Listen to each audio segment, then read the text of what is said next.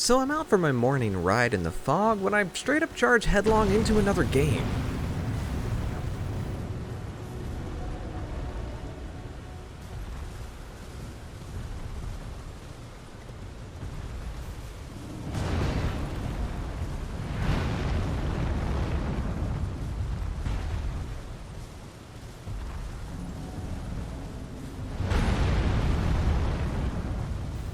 Wait, maybe it doesn't come across. Let me change the soundtrack.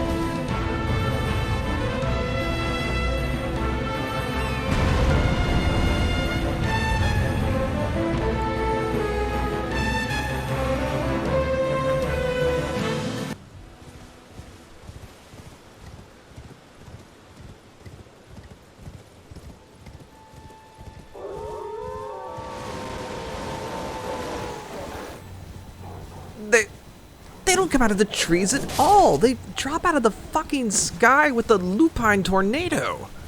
That doesn't make any additional sense.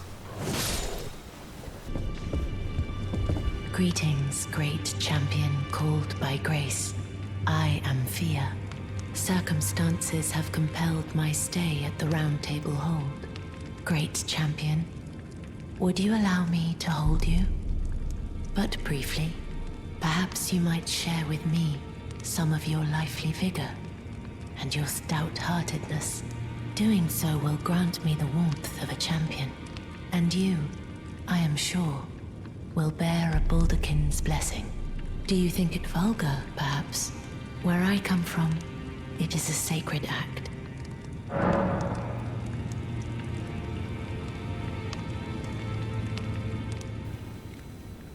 Back in the convention center, I run into the only person who owns a bed in all of Eldentopia. Fia here asks if I could use a hug, and yeah, it's 2022. I could use a hug. Let's have a nice hug. Thanks, great champion.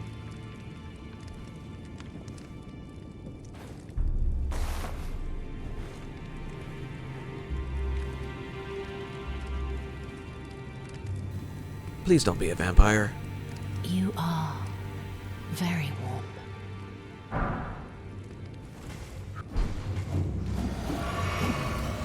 I went into the Murkwater Catacombs earlier in a display of such grace and style that I elected not to put it in the video, but now that I've gotten a bit stronger, I'm coming back in, and I'm coming with a posse of wolves.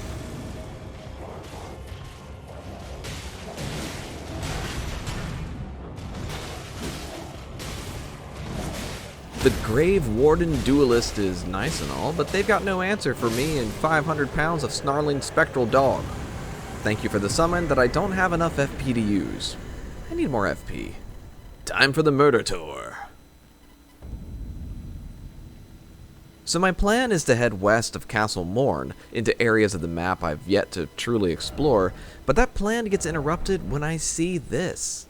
Strolling through the land with an equine swagger, we have this mysterious horseman, the Knight's Cavalry. And as I throw myself under its hooves repeatedly, I want to talk about why I found this so magical.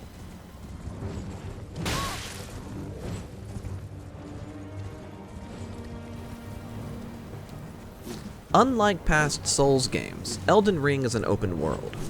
Open worlds all carry a promise, the stated promise of, you see that mountain? You can go there. And the unstated promise, and you'll want to do that. For a long time, Ubisoft's games were synonymous with open world, maps choked with icons that you would reveal by climbing a tower and then watching an eagle fly around a lavishly made world, a suburban McMansion with stunning curb appeal, but filled with assembly-line furniture and the saddest backyard you've ever seen in your entire life. These games felt like work because that open world was simply littered with collectibles, things you would get just to say that you had gotten them.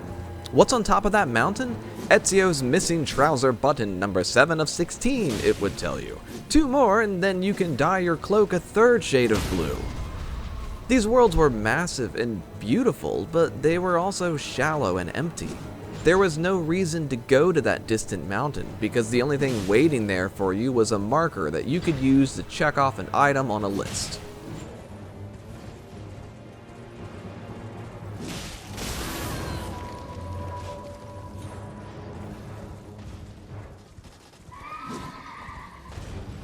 Too many people want to turn The Legend of Zelda into a Souls game, and I don't want to do that, but I do want to point out that Elden Ring feels like Breath of the Wild in one specific way, and that is how it has made this open world feel majestic and infinite and full of potential. I don't have any idea what I'm going to find when I go somewhere, and I don't know what I'm going to find when I go somewhere. I was here in the daytime. This did not happen in the daytime. Obviously, because the health bar on this horse, that is never going down as quickly as I want it to, mind you, says Knights Cavalry.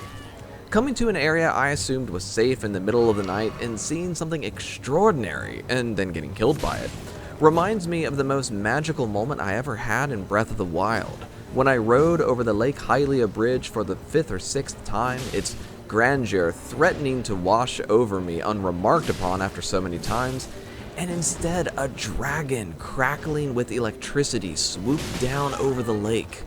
It took no notice of me and continued on its way, and I followed it for as long as I could, watching it undulate through the sky slow and steady, before ascending into the sky as the sun rose, vanishing from view almost as if it had never been there.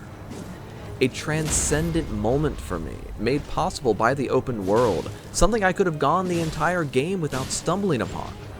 A moment that made me think back to all those moments of my childhood, of standing on the bridge on top of Death Mountain looking down at a world I could not touch, of standing at the edge of the woods on the outskirts of a middle Virginia town and imagining what it would be like to just walk into them and maybe never return. Every book I read growing up where the child protagonist discovers a world beyond possibility just on the other side of their mundane reality. Every place I go here, setting aside its mad dangers and violent tendencies, every place I go here could have that magic. Elevators to underwater rivers with sparkling lights splashed across a natural ceiling so high it might as well be the stars in the sky, tucked away inside a misty forest hidden behind dense trees. Magic.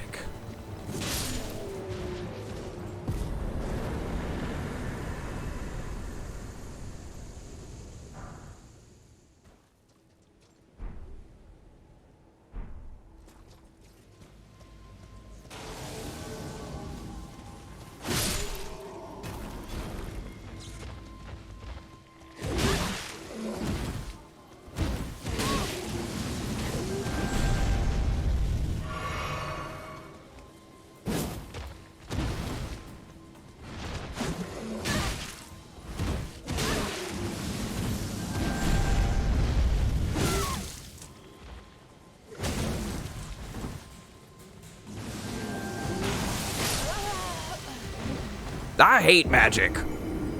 What a jerk. The Impaler's Catacombs probably shouldn't have taken the amount of time that they did, but there's a trap in here that raises a floor up into a spiked ceiling, and I assumed for a very long time that dropping under that floor would kill me. It did not. It took me where I needed to go. God damn it. Another cat statue boss, and I can summon a whole crowd of demi-humans, which will be great for when we take this show on the road. I hope one of them knows how to drive. Oh, hey, it's one of the intestinal buses.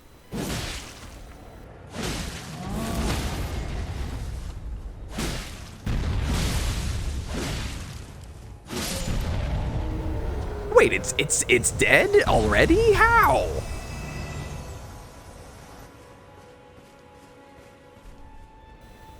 I'm basically the best to ever live. Let's go fight Margit for the second time and get humbled. Oh, hello, summoning Mark.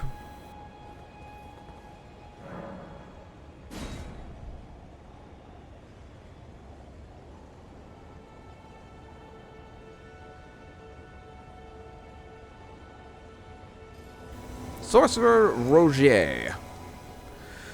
Good luck, my dude. We're gonna need it.